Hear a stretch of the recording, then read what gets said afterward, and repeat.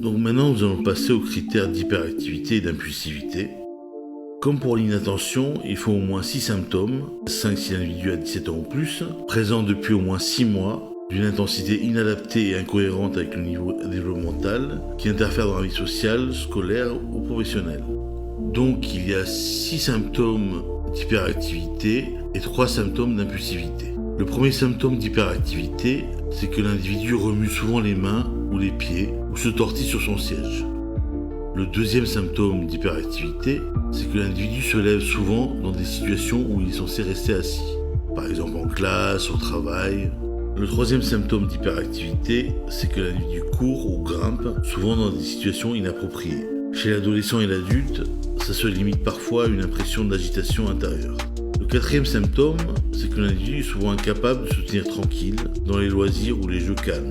Le cinquième symptôme, c'est que l'individu est souvent sur la brèche, agit comme s'il était monté sur des ressorts.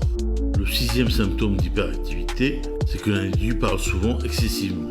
Pour l'impulsivité maintenant, le premier symptôme d'impulsivité, c'est que l'individu laisse souvent échapper la réponse avant que les questions soient complètement posées. Le deuxième symptôme d'impulsivité, c'est que l'individu a souvent du mal à attendre son tour.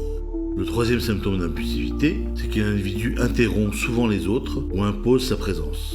C'est-à-dire, il va s'immiscer dans les conversations, les jeux ou les activités, il va utiliser des affaires des autres sans demander.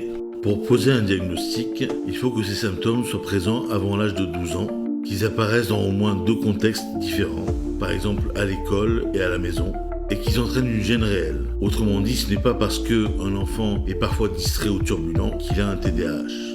Il existe 3 formes principales de TDAH. La forme inattentive, ce sont les enfants ou adultes qui semblent dans la lune, qui oublient leurs affaires, qui ont du mal à s'organiser, qui évitent les tâches longues. Il y a ensuite la forme hyperactive et impulsive. Ce sont les personnes qui bougent sans cesse, qui parlent trop, qui coupent la parole, qui ont du mal à attendre leur tour. Et la troisième forme, c'est la forme combinée, la plus fréquente, qui rassemble les 2 profils.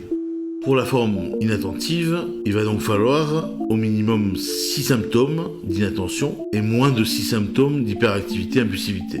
Pour les adultes, ce chiffre c'est 5. Pour ce qui est de la forme hyperactive impulsive, c'est le contraire. Il va falloir 6 symptômes ou plus d'hyperactivité et impulsivité et moins de 6 symptômes d'inattention. Et 5 aussi si c'est pour les adultes. Pour ce qui est de la forme combinée, il va falloir au moins 6 symptômes dans les 2 catégories, c'est-à-dire l'inattention et l'hyperactivité impulsivité. Là encore, ce chiffre c'est 5 pour les adultes.